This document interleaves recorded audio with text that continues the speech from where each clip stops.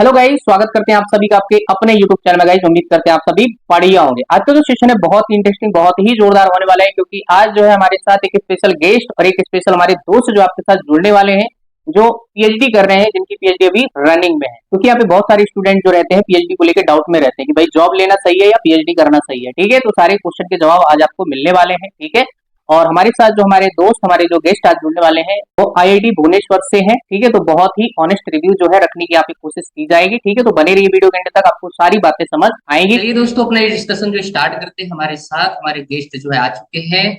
जो भी आपके क्वेश्चन है, जो भी सवाल है, सारे क्वेश्चन के जवाब हम यहाँ पे आज लेने वाले हैं। ठीक है, तो चलिए स्टार्ट करते हैं।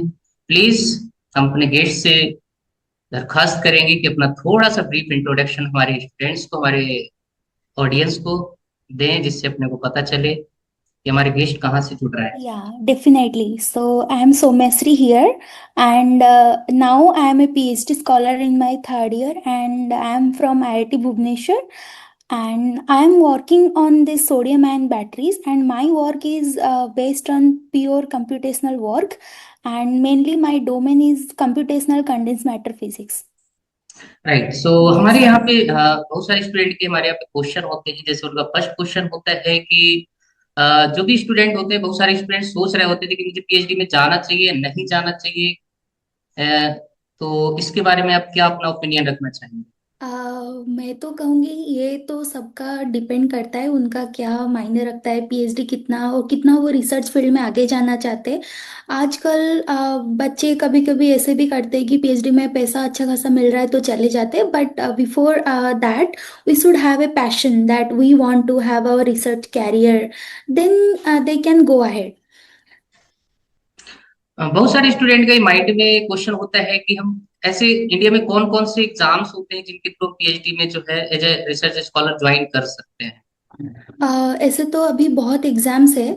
जैसे अगर हम फिजिक्स के बारे में बात करें तो हमारे पास सीएसआई नेट है, गेट है और जेस्ट भी है, जो कि सिर्फ फिजिक्स और कंप्यूटर साइंस बच्चों के लिए होता है। उसके अलावा अगर हमें और भी कोई फेलोशिप चाहिए जो कभी कभी हमें बिना एग्जाम्स में भी वो मिल जाता है, जैसे इंस्पायर एक फेलोशिप है जो 12th स्टैंडर्ड से शुरू हो जाता है। आज इंस्पायर स्कॉलर, वो इंस्पायर स्कॉलरशिप मिलता जाता है, फिर हम उसको रिन्यू करते करते उसके साथ हम एक फेलोशिप भी ले सकते हैं। नहीं तो अगर हमें एमएससी में कोई हमने टॉप किया अपनी यूनिवर्सिटी में या फिर अपने कोई भी इंस्टीट्यूट में, देन उसके तरफ से भी हमें एक स्कॉलरशिप मिलती है जो डीएसटी इंस्पायर जिसको कहा जाता है, वो भी एक स्कॉलरशिप है। और वुमेन्स के लिए तो और भी है जिसको वाइस फेलोशिप बोलते हैं, वो भी डीएसटी का एक और फेलोशिप है। तो इससे कई तरीके का फेलोशिप है, हर किसी का नॉर्म्स डिफरेंट होता है। तो उसको देख के हमारे पास हम अप्लाई कर सकते हैं कहीं पे भी, और कहीं पे भी हम इंटरव्यू देते हैं, अगर उसके साथ हमारा सिलेक्शन हो जाता है तो हम अच्छे से एडमिशन ले सकते हैं। जी बिल्कुल, तो इन्होंने जो भी बताया, तो आपको जो बहुत सारी अपॉर्चुनिटी होती है जिनके थ्रू जो है आप यहाँ पे जा सकते यस। हैं। तो नेक्स्ट यहाँ पे यस। बहुत सारे स्टूडेंट का क्वेश्चन ये रहता है कि हमें जो भी स्टाइपेंड मिलता है, क्या हमारा उसमें जो भी गुजारा होता है, अगर हमारे पास फैमिली नहीं है तो क्या वो इनफ होता है हमारे लिए? बिल्कुल हो जाता है, क्योंकि अगर हम देखें तो PhD is not a kind of like we are not doing any job, rather we are doing our research and we are getting some fellowship. We can also say this a kind of scholarship. So scholarship उसी को मिलता है जो student होता है और जिनके लिए कोई टैक्स नहीं होता है। So we are not any tax payer to the government, so हमारा इसमें सारा गुजारा हो जाता है। अगर हम देखें तो हमारे इंस्टीट्यूट में जैसे आईआईटीज में थोड़े से प्राइस में, मतलब हमारा जो एकेडमिक फीस होती है थोड़ी ज़्यादा होती है in comparison to some universities और some any other state government organisation. तो उस हिसाब से भी हम देखें तो हमारा तो यहाँ पर हो रहा है, तो तो उतना पैसों की कोई टेंशन नहीं है, हो जाएगा आप लोगों के लिए भी। जी जी बिल्कुल, तो यहाँ पे बहुत सारा माइंड में क्वेश्चन ये रहता है कि स्टेपेंड हमें कितना मिलता है। बहुत सारे स्टूडेंट सबसे पहले यही सोच रहे होते हैं कि स्टेपेंड हमें कितना मिलता है वहां पे।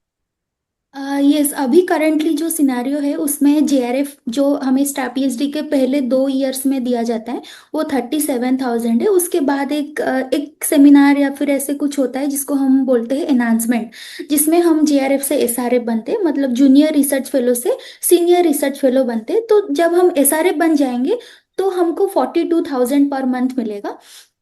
और एक बात और भी है कि ये जो जेआरएफ से एसआरएफ कोई कोई 2 साल के अंदर भी बन जाते हैं, उसके डिफरेंट क्राइटेरियाज होते हैं। तो अगर हम जितना जल्दी हम जेआरएफ टू एसआरएफ बनेंगे उतना जल्दी हमारा इंक्रीमेंट हो जाएगा। जी जी बिल्कुल।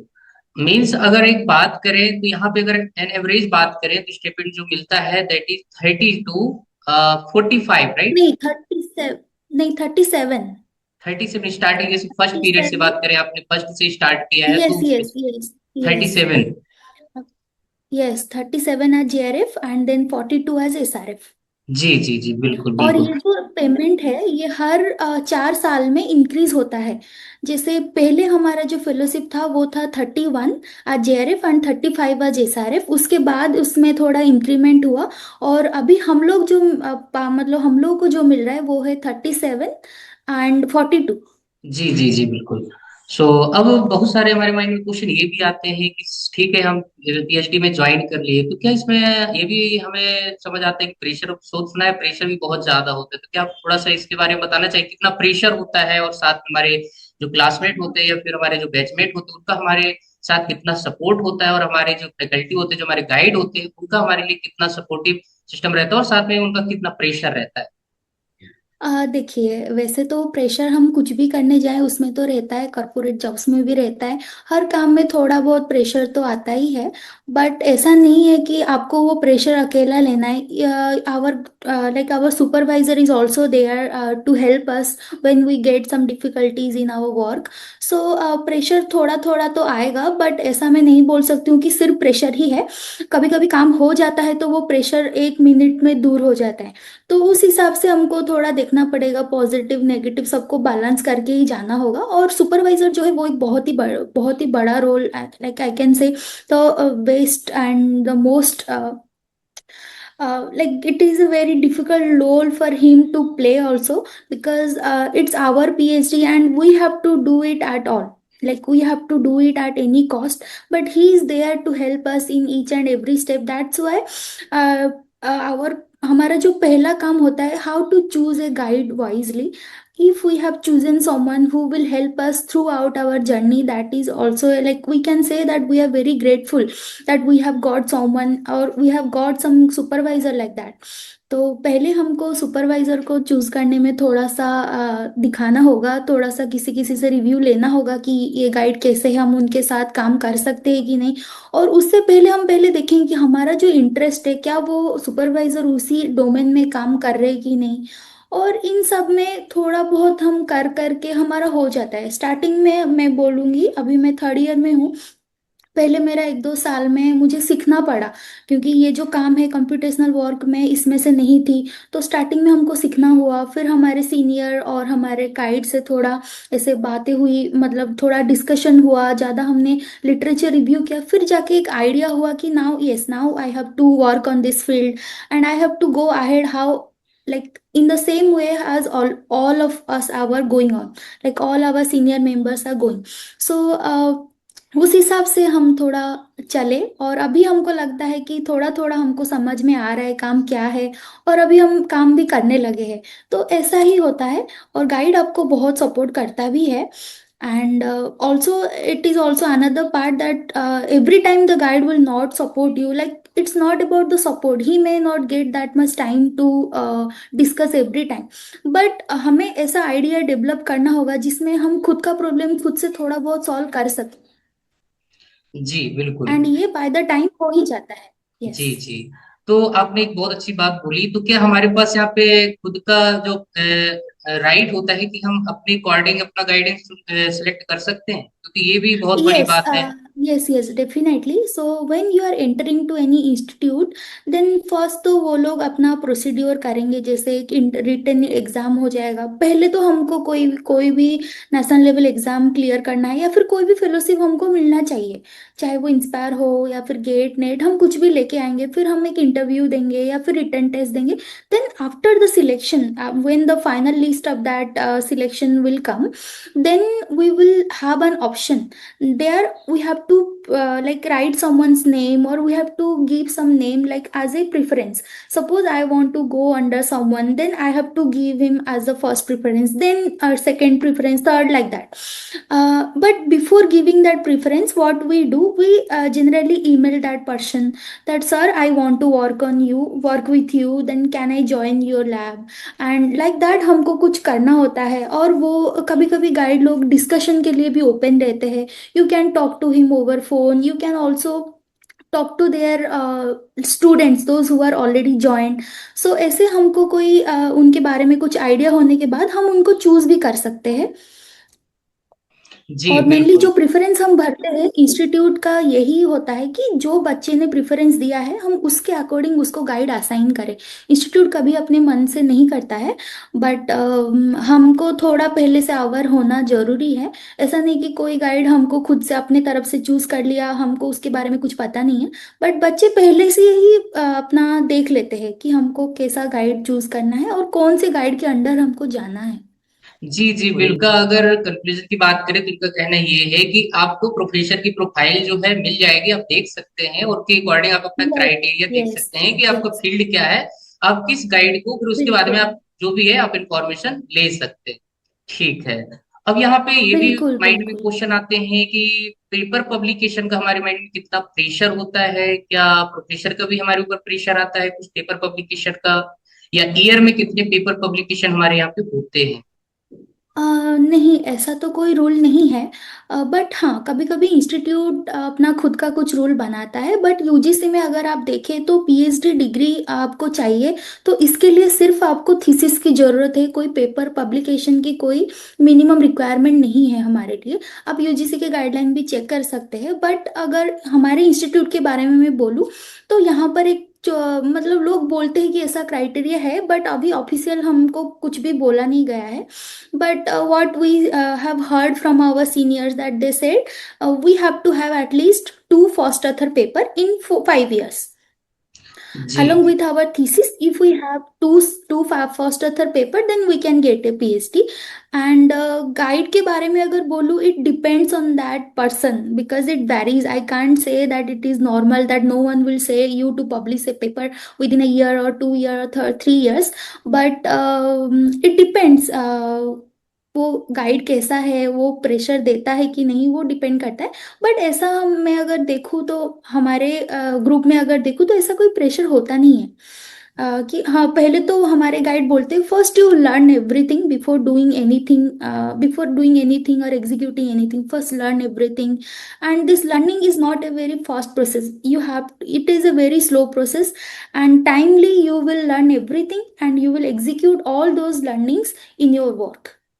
अब यहाँ पे एक क्वेश्चन और आता है हमारे माइंड में कि ऑब्वियस सी बात है, हम 4-5 सालों के लिए किसी इंस्टीट्यूट के साथ ज्वाइन हो रहे हैं तो वर्कलोड तो होता ही होगा, कितना भी कहें कि हमें भले ही प्रोफेसर का और किसी का प्रेशर नहीं होता, तो अप डाउन्स भी आते होंगे, तो हम उसको जो है कैसे ओवरकम करें, कैसे आप लोग जो इस चीज को डील करते हैं, क्या इस पे थोड़ा सा अगर बात करते हैं तो? यस, तो देखिए, हर आजकल के इंस्टीट्यूशन ऐसा हो गया है कि इसमें सिर्फ पढ़ाई नहीं होती है, बल्कि बहुत सारी और भी चीज़ें होती है। जैसे मैं यहाँ पर हूँ, तो यहाँ पर क्या होता है, स्टूडेंट्स के लिए बहुत ज़्यादा facilities like sports, amusement, so many different things, fest and all, वो सब होता ही रहता है। सो अगर हम पढ़ाई कर रहे हैं, लैब में दिन भर रहते हैं, तो वीकेंड्स में हमको सैटरडे संडे की छुट्टी होती है, जिसमें हमको कोई भी नहीं बोलता है कि तुम लोग आके लैब में काम करो।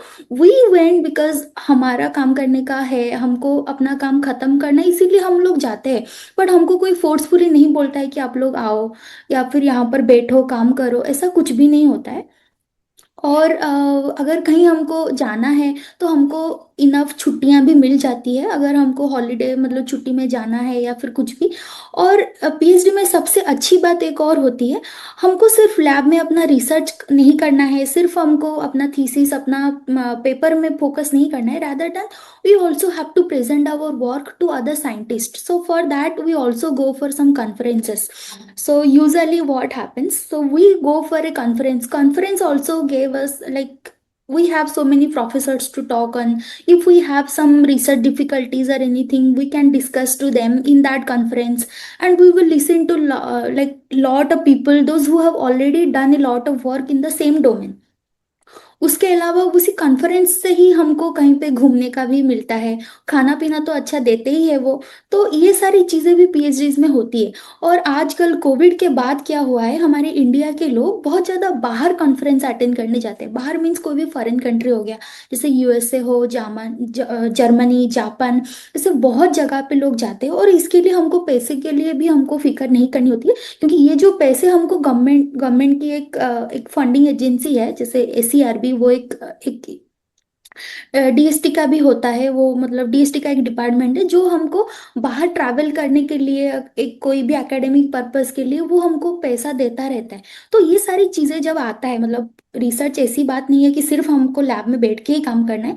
हमको कई तरीके का मौका भी मिलता है, बाहर जाना, कुछ चीज़ें एक्सप्लोर करना, अपना काम को बताना, लोगों से कुछ सीख के भी आना। तो ये सारी चीज़ें जब हो जाती है तो पीएचडी उतना डिफिकल्ट नहीं होता है। जी बिल्कुल। तो ये बेसिकली आप लोगों पे डिपेंड करता है कि आप कितना अपने काम पे फोकस करते हैं, कितना अपना जो है वर्क पे मोहब्बत करते हैं। बहुत सारी अपॉर्चुनिटी होती है जिनके थ्रू आप आगे भी जो है अपने वर्क को बढ़ा सकते हैं। ऐसा नहीं कि आपको किसी एक लैब के अंदर, चार दीवारों के अंदर जो है अपने काम को देखना है। आप दुनिया को भी बता सकते हैं कि आपने क्या वर्क किया है, आपके अंदर क्या पोटेंशियल है, क्या टैलेंट है। तो बहुत सारी अपॉर्चुनिटी आपको मिलती है जिसके थ्रू आप फॉरेन भी जा सकते हैं। इंडिया के बहुत सारे इंस्टीट्यूट होते हैं जो आपको इनवाइट करते हैं, आप उस पर इंटर्नशिप के थ्रू भी यस। आप समझ सकते हैं जो भी। और वो ऐसा नहीं कि आपको घर से कुछ पेमेंट करने की जरूरत है, आपको उसमें जो भी है स्कॉलरशिप के थ्रू जो भी है वो आपको प्रोवाइड करते हैं। तो ओवरऑल आप बात यस। करें यस। तो ये आपके काम पर ही डिपेंड करता है। तो ऐसा कुछ भी नहीं है। यस। इतना जा रहा है इनकी जो भी बातें हमें समझ आई हैं तो आप समझ सकते हैं। ठीक है। और यहाँ पे बहुत सारा जो क्वेश्चन हमारे माइंड में ये भी आता है कि बच्चे जो है सोचते हैं कि आफ्टर पीएचडी हमारे पास क्या अपॉर्चुनिटी होती है जॉब की। सो आफ्टर पीएचडी हमको पोस्टडॉक के लिए तो जाना होता है। अगर हमको कहीं पे फैकल्टीज वगैरह लगनी है, या फिर प्रोफेसर वगैरह कहीं पे लगनी है, तो हमको पोस्टडॉक की ज़रूरत होती है। क्योंकि आजकल हम कहीं पे भी नोटिफिकेशन देखते हैं कहीं पे वैकेंसी का, तो वहाँ पर होता है आप PhD along with 2 years of experience, that means a postdoctoral experience wherever you can do, you can join as a postdoc, that also you can do। And ये मैं बोल रही हूँ, this postdoc will also pay you a like large amount of salary, you can say, like sometimes it goes up to 85K in India। And if you are going for postdoc to any other countries, like to any foreign countries, then you will get a large amount of package you will get। And if you convert that to our Indian currency, it will nearly cost you like 6-7 lakhs per month, like that। So enough होती है हमारे लिए गुजारा करना।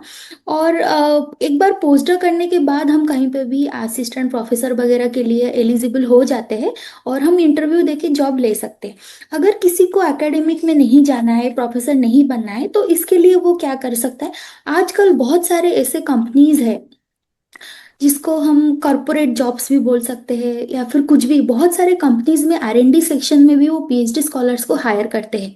जहाँ पर उनके कोई प्रोडक्ट है, कोई प्रोडक्ट बेस्ड कंपनी है, जो सपोज मैं जैसे बोला मैंने, हम लोग सोडियम आयन बैटरीज पे काम करते हैं। आजकल तो आपने देखा ही होगा बैटरीज का कितना डिमांड आ रहा है, क्योंकि रिचार्जेबल है और non renewable energy storage device है। तो इसके लिए बहुत सारे कंपनीज इवॉल्व हुए हैं जो लिथियम आयन, सोडियम आयन बना रहे। तो उनके जो आर&डी सेक्शन में उनको रिसर्चर चाहिए जो ऐसे बहुत सारे रिसर्च करे, और उनको कोई ऐसे ऐसे बैटरी बना के दे जो सबके लिए अफोर्डेबल कॉस्ट में सब लोग उसको ले सकते हैं। तो आजकल आर&डी सेक्शन में भी पीएचडी स्कॉलर्स को हायर किया जाता है।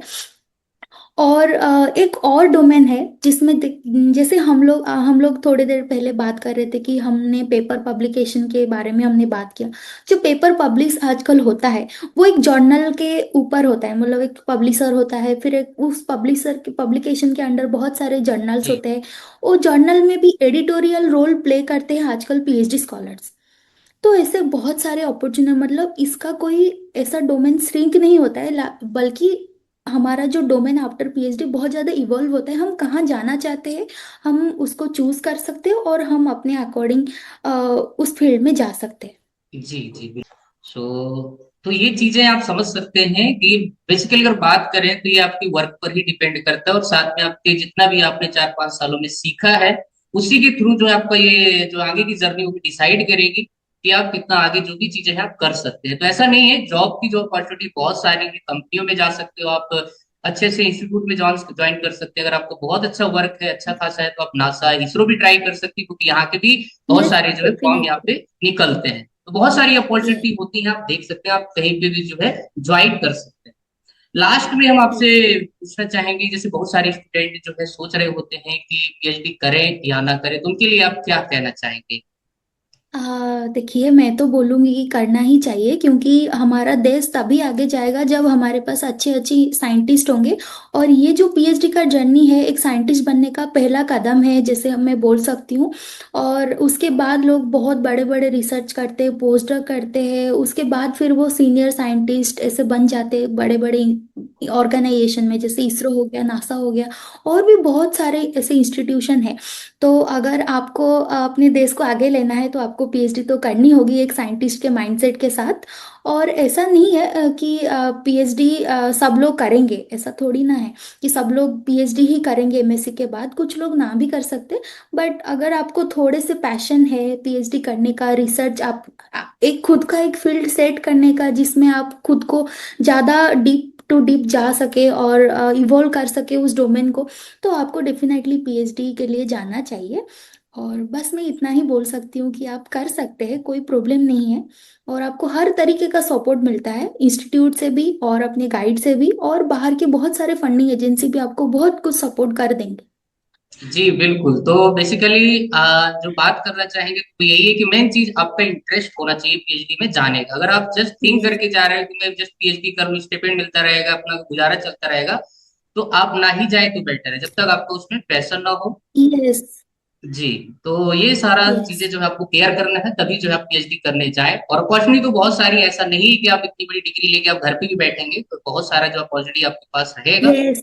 तो आप जा सकते हैं। तो थैंक यू सौम्या जी, बहुत बहुत आपको थैंक यू, जो आपने इतना वैल्यूएबल टाइम दिया और अपना जो है एक्सपीरियंस हमारे साथ साझा किया, हमारे स्टूडेंट के साथ। तो मिलते हैं फिर आपको नेक्स्ट एपिसोड के साथ। Thank you once again Saumya ji, मिलते हैं आपको। Thank you Beeno, thank you so much.